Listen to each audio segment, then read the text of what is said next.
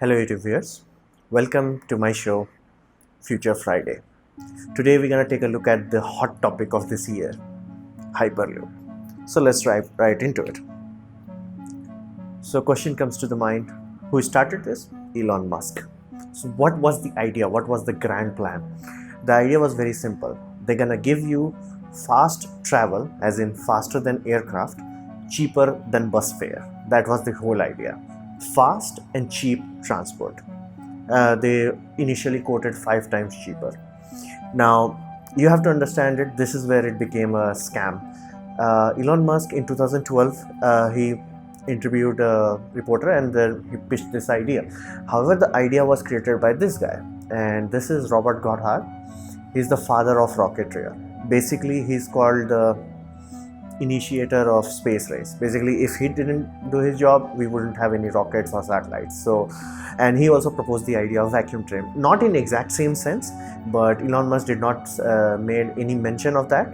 And so suffice to say that that's when your spider sense should start tingling. So how does he supposed to do this? Like, give you faster than air travel and cheaper than bus.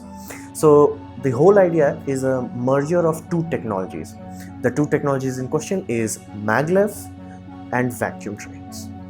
Now Maglev is a quite old technology, known very well, and the whole idea is that you're gonna have a Maglev in a vacuum.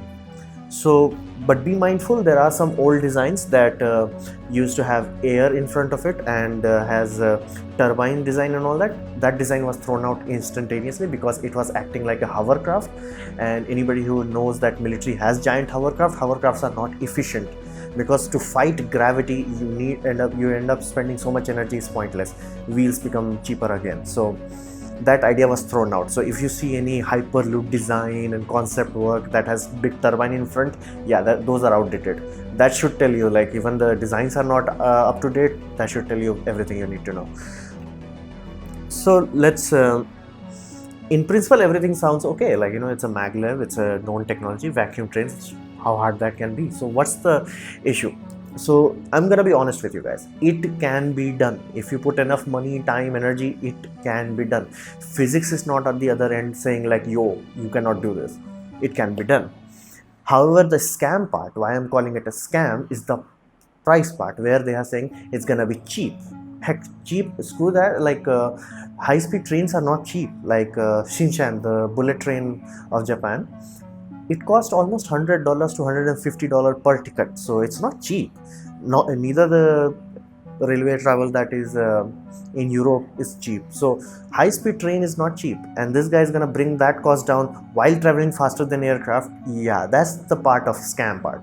And you have to understand, this guy has a company that build electric cars, electric trucks, spaceship that can go to Mars, and somehow he's not building this own thing. That was like, I'm like, okay bro, that was the for me final nail in the coffin is, if you can build BFR, big Falcon rocket, and you can't build this, like seriously. And he's like, I'm gonna open source this design.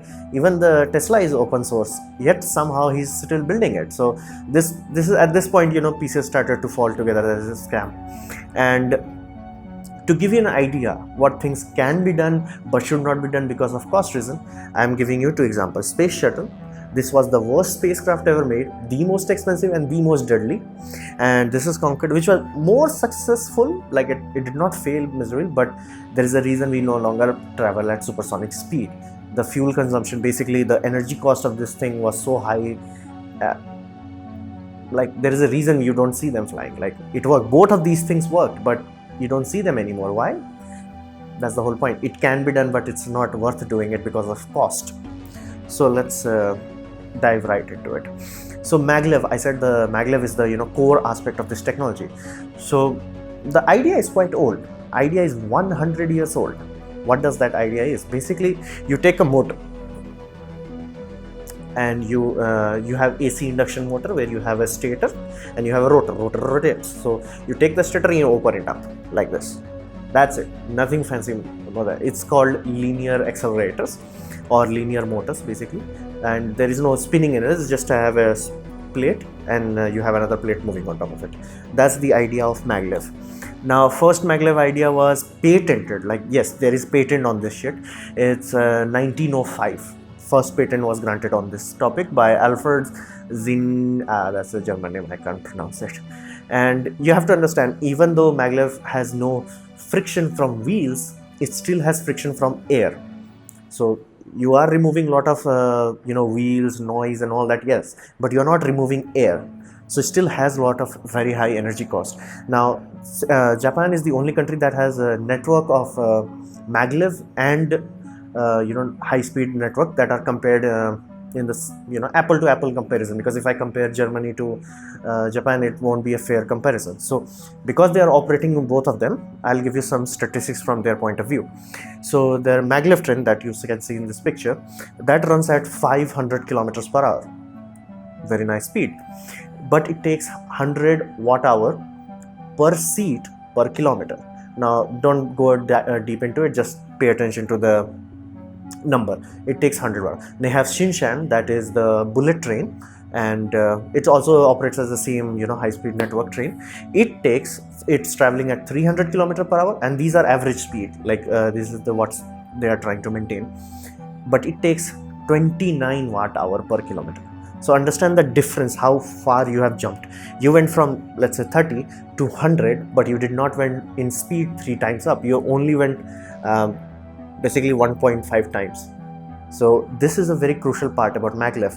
Even though you can make it cheap, the energy cost is so high that you have to pay for it. Like, many people have this wrong delusional idea that when you have electric trains, it does not have a cost. Like, it still has a cost. You're still burning coal, you're still taking power from nuclear power plant, or still taking from any source that you can get. It's not free. The only thing is you are doing a much more inefficient delivery, and this is a very crucial part for this sort of thing. So as you can see, the power went 3 times, but the speed did not went up 3 times. And the reason why maglev, even though a 100-year-old idea, and as you can see in this picture, the first commercial maglev was introduced in 1984. So yeah, this is an old technology. And the reason why it's not catching on, even though it can do very crazy speeds, the world record is set by this train is around 600 kilometers per hour. So yeah, it's fast. Let's just say it's fastest track travel that is possible. The reason for that is cost per kilometer. Now, this is very crucial part for when you are talking about public transit. It's not like an expensive car that you can drive on a normal roadway. You have to consider the cost of the track that you are building. So cheap tracks like normal American tracks can cost upwards of $15 to $30 per kilometer. Like, of course, the cost is very high, but over hundreds of kilometers. So now, and high-speed train networks cost around $70 million per kilometer. Yes, it does go that high. Outside of that, now you might be like, okay, $70 million per kilometer. How high this can be?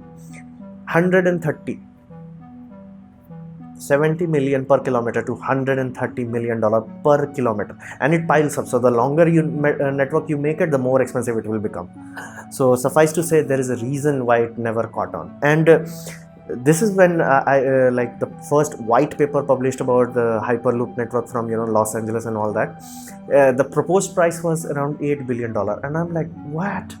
That's the cost of normal metro networks. Heck, even metros are more expensive than that. How the heck is gonna make a revolutionary thing which was like cheaper than that? So practically speaking, Japan is the only country that is actually investing in maglev network. Everybody else is like, the price to performance ratio is just not worth it. So they started to make a track, like how they have bullet train network. They are making a maglev train network of around 300 kilometers of track. The total cost, given the fact that they are the only company that actually knows how to build it, operate it, and they've been doing it for around 30 years. So suffice to say, they know what they are doing. Their cost is around $80 billion. So yeah, let that sink in. They took $80 billion. Now, of course, there is a reason why it's so damn high. It's because they have to drill through a lot of mountains. And that's compulsory, otherwise you can't bank at high speed. So this is the reason why maglevs don't catch on. Like, it's old technology. We can do it. We've been doing it. It's just pointlessly expensive. The capital investment will be so high, the ticket price will become idiotically absurd. The current ticket price of bullet trains are already as almost matching an aircraft. Now you're talking about making that too high, and it cannot travel as fast as a plane. So that's why Maglev, you don't see Maglev everywhere. These are the core reasons. Capital investment is too high because of dollar per kilometer, and it's not cheap to run. It's like, just because you are not seeing the engine, mileage and all that, doesn't mean it's not running on energy. It's still taking energy from coal, or it's still taking energy from hydropower dam, which you have to divert from. Instead of going to the city, it has to eat this up. So suffice to say, that's why you don't see Maglev everywhere. Now we come to the vacuum tunnel part. Now the reason why you want to put a Maglev in a vacuum tunnel, it will allow higher speed, even with the same energy content. Let's say you put the same sunshine, if you put it in a vacuum, of course it will go much faster, and it also reduces power consumption. So those are awesome. Then what's the side effect? Yeah, ideally you would want this tunnel to be underground. Why? Well, if you don't do it underground, you will have what's called thermal expansion, where the pipes will expand and contract. Now it's a problem with rail also, but it can have gaps in it. Vacuum tube cannot have gap with it. And for all of those, no, it's a low pressure, no, it's vacuum. The reason why they call it low pressure is because you can't, tangibly speaking, make it absolute vacuum. So there will always be some atmosphere. And read the document. It's like altitude of 1 lakh feet or something like higher than that. Basically higher than commercial airline, where you cannot breathe. It's almost space. They just know that you can't make a tube 100% vacuum, so they're calling it low pressure. Now you can't deal with thermal expansion as easily as you deal with railways, bridges and things like that, because, well, you have to have a seal. So it's not unsolvable, but it will make your tracks per kilometer cost even higher. Now it takes a lot of power to run the vacuum. Like here's the deal, for ask any of your friend who deal with physics or chemistry, they might have vacuum pumps in their lab, or school also have lab. It takes a lot of power to just create a vacuum. To give you an idea, this is the test track, the Elon Musk 1 mile long track. That took half an hour to make a vacuum, and that's not even full scale. So it has much less volume than any vacuum chamber. The biggest vacuum chamber is rated as second biggest. The first biggest is Large Hadron Collider. So suffice to say, it takes a lot of energy. To make a vacuum. And so not only you are losing energy while making the vacuum, you also have to maintain it. It's not like you made a vacuum, it will be permanently vacuum. And this is the part where I'm like, all the presentation, all the white papers, they are missing. It's like, it needs freaking airlock. Where is the airlock? Like, all they show is like, there is a hyperloop and it comes to it cannot do like that. There has to be like, it has to go to a dock, it has to seal the vacuum so the whole atmosphere does not go inside it. Then it has to like do step by step, otherwise it will explode. Literally it will of course it won't explode, it's just, it will get expanded.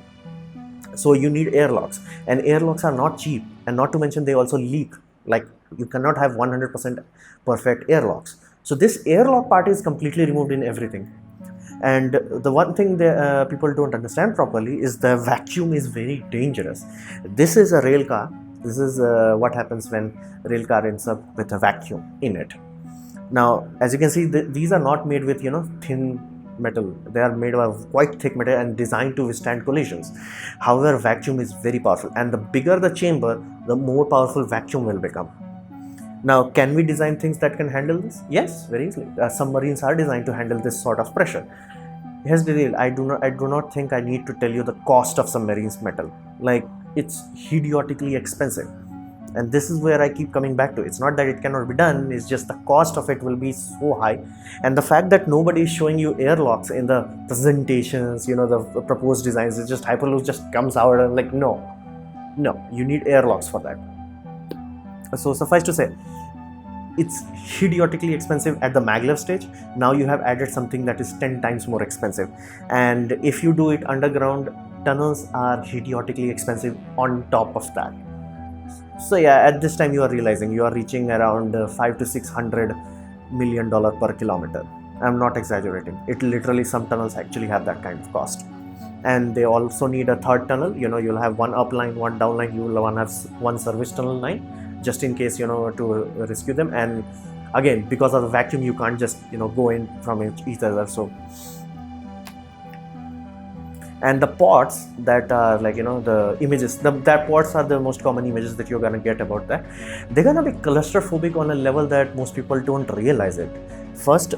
The first pods are like shown like you are inside a F1 cockpit, but you can see outside. In Hyperloop, you cannot see outside. That's a very, very big difference to your psychology. Now, of course, not everybody is susceptible. Maybe only 1% people are, maybe 10% are. But it is a point that you have to take into consideration when you are building a public transit. Second, it needs to carry its own oxygen. Even at low pressure, it cannot breathe. Like the low pressure that they are saying is so low that the aircraft that can handle that altitude needs liquid oxygen. Military aircrafts generally take liquid oxygen with them for breathing purpose. Even some commercial private aircrafts could do that.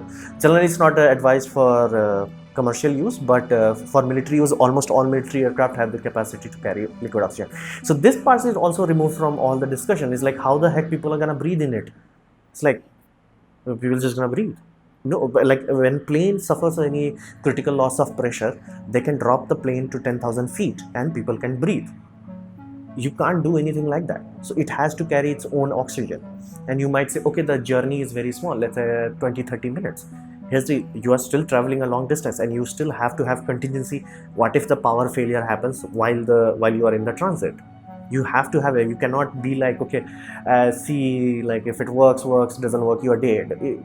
That's not acceptable for public transit. Of course, it's acceptable for rocket travel, but not for public transit. And the pods that they're gonna build is not gonna last long because of this thermal pressure expansion. This is the core reason why aircrafts are retired very quickly. Like even though you might see an aircraft that looks completely intact, all you will be like, okay, let's just bolt on some new engines and it will be good to go. No, the reason is when the plane is at the sea level, basically at airport, it has pressure balance. Like inside pressure is same as the outside pressure. However, when it's climbing up, it does not have the same outside pressure, and the inside pressure is also not at the sea level. The aircraft generally try to keep it at 30%, not 30%, basically they're trying to give you an altitude of around 10,000 feet. So you can easily breathe, but it's not, that's why your ear can tell. Like if they were giving you 100% same PSI on the sea level, your ears would not hurt. Like that's the reason why people with sensitive ear can sense it, because pressure did drop. Like of course it did not drop to like full zero, but it dropped enough that you can detect it. And this makes the metal expand and contract. This causes what's called metal fatigue. Now you're really, okay, let's build with carbon fiber. Carbon fiber is not cheap. Sinchan is built with aluminum, or TGB is built with aluminum, ice trains are built with aluminum. There is a reason why you use that. If you're building hundreds of them, you need to build them out of cheap material. And even carbon fiber has a limit. It's not gonna expand and contract forever. It will shatter. And not to mention, the expansion and contraction will make this expansion and contraction look easy. Why? Because this is only, the pressure difference here is very, it's there, but it's like going from 15 psi to 5 psi. On the vacuum train, it's going from 15 psi at the sea level to 0 psi. So understand, the expansion and contraction will wear down the pods very quickly. So it won't be like government invested in a pod and pod's gonna run for, generally you want them to run for at least 2 to 3 decades. Yeah, they're gonna be retiring it in 5-6 years, if lucky. So what was the point of me making this sort of video? I want you to understand all the companies that you see, they are taking part in that pod competition. They are using the Hyperloop system as a test bed. Like let's say you want to test your cooling system that you will employ in satellites or things like that, where you're gonna get the vacuum chamber. This guy is providing you vacuum chamber, so you're like, okay, let's test it. So all the technology that the company that they are testing, and they flat out tell you, we are testing our power delivery system, we are testing our Maglev system, we are testing that. That's why so many companies are putting their money in. Then they don't intend to build a final product. They are just testing their products out.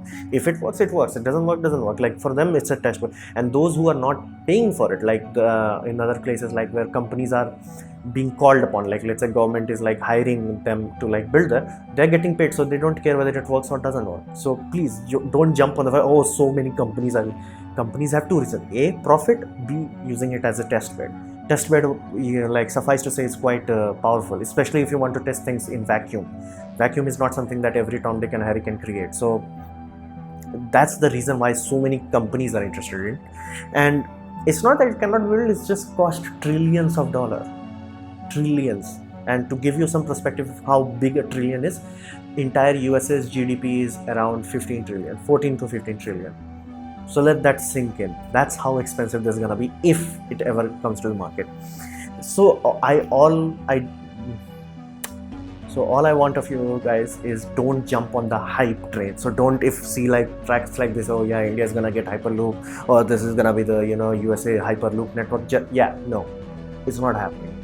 The cost will be so damn high that if some poor soul or senator or some retard guy actually funded this, they're gonna bang their head in the stone quite soon after that, because running cost of these things are so high, not to mention the capital cost is also so high.